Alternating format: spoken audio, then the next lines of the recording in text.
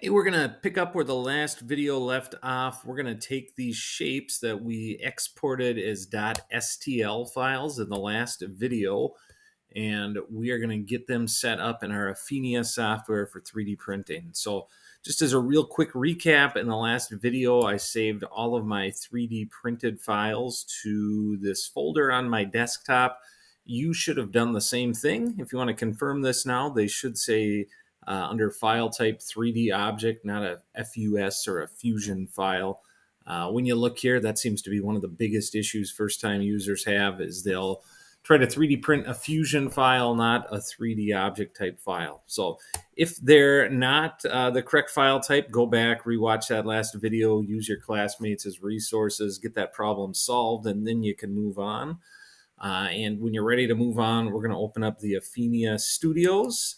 If you don't have Afina Studio on your desktop, search for it in the Software Center. Now, your screen may look slightly different, as I've been in Afina and used it quite a bit. If you're opening it for the first time, it might bring you to a different landing page. What you're going to want to do is over on the left-hand side here, find this Build button and click on that. That'll open up this build environment. So this wireframe here represents the build space inside a generic 3D printer. You'll notice I'm not connected to a printer. When you plug into a printer, the shape will change slightly. And this checkerboard pattern down here represents the build plate of a generic 3D printer. Again, when you plug into the ones in class, the shape of that build plate may change slightly. Okay, we're going to go ahead and get our 3D print file set up before we plug in those, so we're being efficient and not wasting others' time. So we're going to hit this plus button. This is where we go to add a shape or a file. And we're going to go to this first icon up here and add a 3D model. And again, I was in and did some practice here, so you can see mine defaulted to my 3D print file folder. I'm going to take and bring all 5 of these parts in at the same time by clicking the first one, then holding down the Shift key and clicking on the last one. And then we'll hit open, and we're going to wait patiently. And actually, I think it may have, there it loaded them. And it looks like it brought them in millimeters instead of inches. So I'm pinching on my stylus now to zoom in. And I would say that is definitely what happened. They look very small. If I click on this first one, I can see that it's 1.5 units tall. Okay, I think that might have been an issue with how we exported them. We'll fix that in a future lesson. All right, what we want to do now is we're going to right click on this and go to select all. Then we're going to come up here to the scale button. All right, and I know there are 25.4 millimeters in 1 inch, so I'm going to scale this up by a scale ratio of 25.4. We're going to go ahead and click enter, and then we'll hit this eye and the center cube. That'll bring us back to our initial view. Right now we can see our pieces look a lot bigger. To confirm they are in fact bigger, let's go ahead and click on one that should be 3 cubes in any axes. You can see if I click on this one here, it tells me it's 38.1 by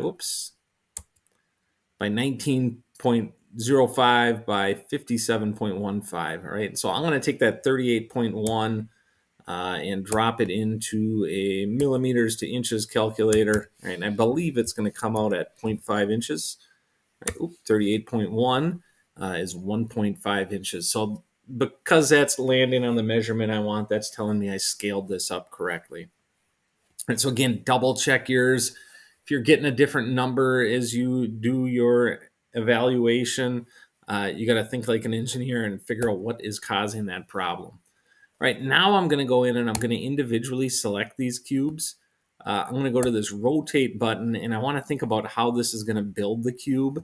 Right now, if I were to 3D print this, it's going to have to print a bunch of fill material in here to support this piece. So I'm going to try and lay it down flat so it doesn't grow very tall. That usually gives me a nice print if it's got time to cool in between. Okay, so again, I click the rotate button.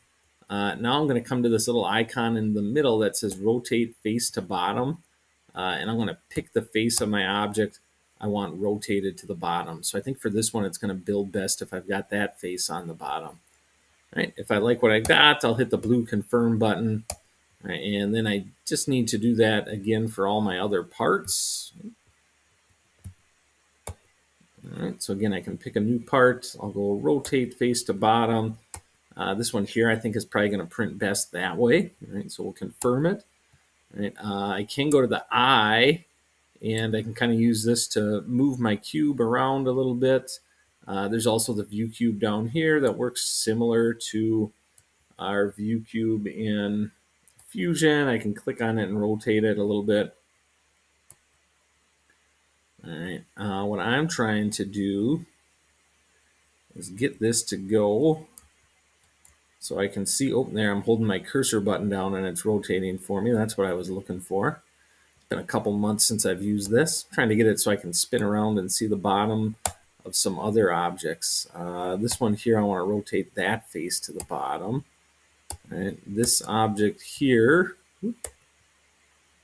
kind of zoomed in with that double click. I want to rotate that face to the bottom.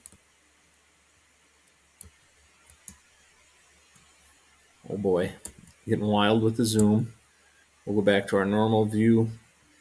And I think I've got them all in a pretty good position. You can see they're all kind of spread out. So the next thing I'm going to do is go to this one here, this auto place button. And this will take and kind of drop them in so they're close to each other, but not touching. So again, that auto place will give us a fast, efficient 3D print.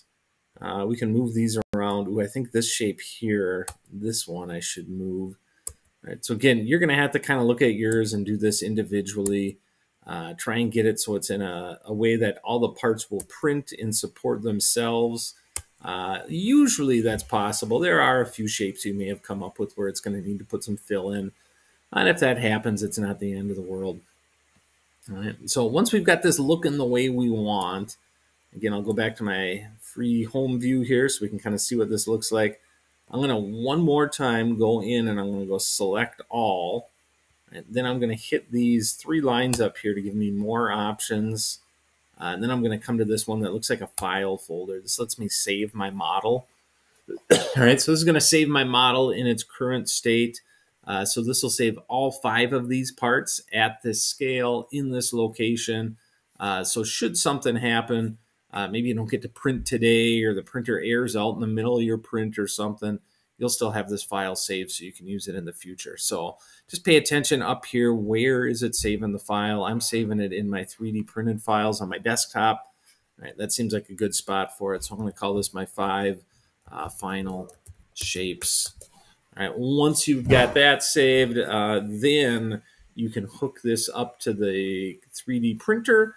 There's some stuff I'll have to demonstrate in class, but when you get to this point, you can come see me or see a friend that's got some 3D printing experience, and you can start 3D printing your models.